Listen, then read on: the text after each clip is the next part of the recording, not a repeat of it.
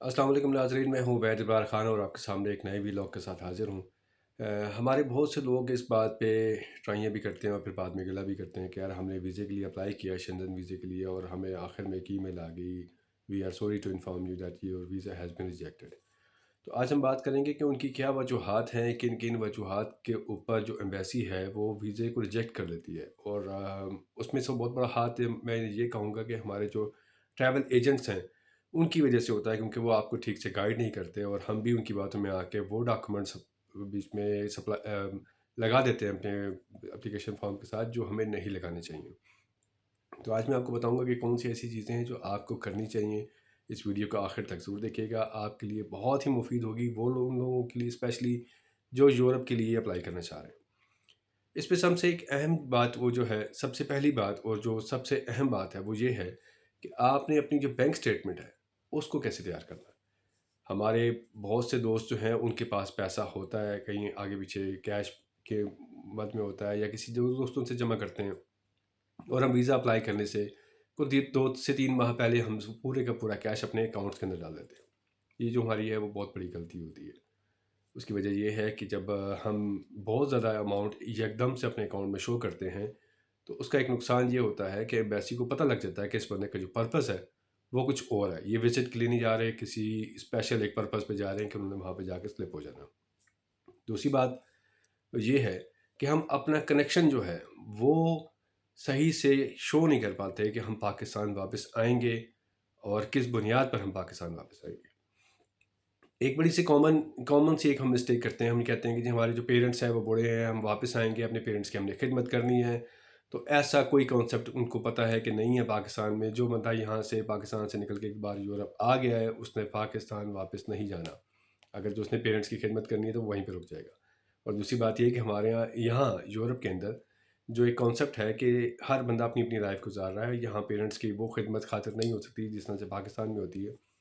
तो यहाँ के लोगों का मानना ये है कि आपकी अपनी जो ज़ाती लाइफ है बस वही है, पेरेंट्स की खिदमत और ये वाली चीज़ें नहीं है। अगर आप अपनी एक स्ट्रॉन्ग कनेक्शन शो करेंगे कि पाकिस्तान के साथ कि मेरी प्रॉपर्टी है वहाँ पर, मेरी जॉब है यहाँ पर, मैं उसके साथ स्टेबल हूँ, मैं खुश हूँ अपनी जॉब के साथ, तो ये आपकी कभी भी वीज़ा जो है वो रिजेक्ट नहीं होगा। एक बड़ी सिंपल सी साला सी आपको टिप दे रहा हूँ कि अगर आप ये इस्टेब्लिश कर लें कि आप एक यूट्यूबर हैं, आप जर्नलिस्ट हैं, आप किसी इदारे में एज अ फ्रीलांस काम करते हैं और एक अच्छा सा एक लेटर तैयार करें कि मैं अपनी जॉब के साथ सेटिस्फाई हूँ, मैं यूरोप जा रहा हूँ अपना एक वीलॉग बनाने के लिए, फूड के ऊपर वीलॉगिंग करने के लिए मैं जा रहा हूँ, या ट्रैवल लॉग में बनाना चाह रहा हूँ, कुछ भी आप इस तरह की एक अच्छी सी चीज़ इस्टेब्लिश कर लेते हैं तो आपका वीज़ा कभी भी रिजेक्ट नहीं होगा।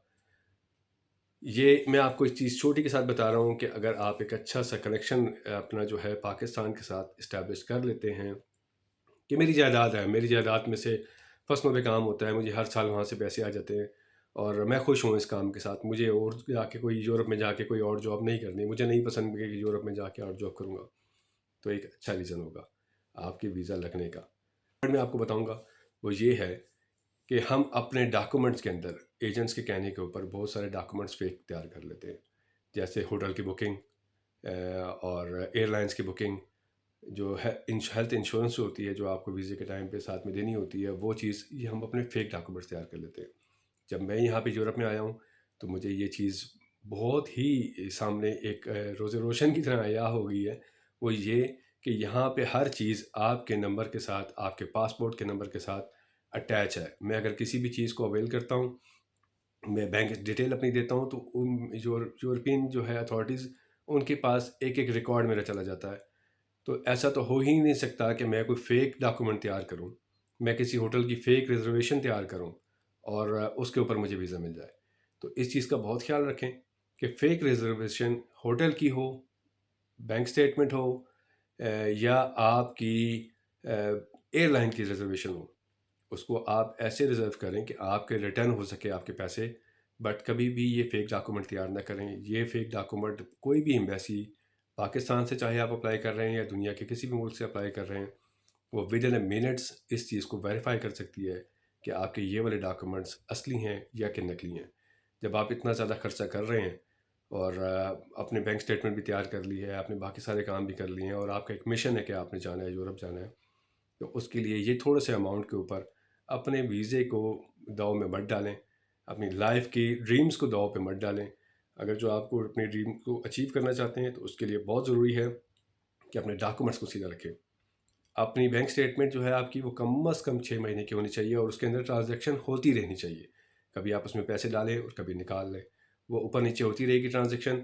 और कभी ऐसा भी मत करें कि आप वीज़ा अप्लाई करने के लिए जा रहे हैं अगले हफ्ते में और आप एक बहुत बड़ा अमाउंट उसके अंदर डाल देंगे, तो ये एक फ़ेक बैंक स्टेटमेंट के को कंसिडर किया जाएगा। अगर आपको मेरी वीडियो पसंद आई हो तो उसको लाइक और सब्सक्राइब ज़रूर कीजिएगा, मेरे चैनल को सब्सक्राइब कीजिएगा। और अगर आपके कुछ सवालात हों तो वो भी मुझसे ज़रूर पूछिएगा। यहाँ पे रह कर के बहुत सारी चीज़ें जो हैं वो हमें समझ में आ चुकी हैं। तो अगर आपके कोई भी सवालात हों तो उनके जवाबात के लिए हम लोग हाज़िर हैं। बहुत शुक्रिया, अपना ख्याल रखिएगा।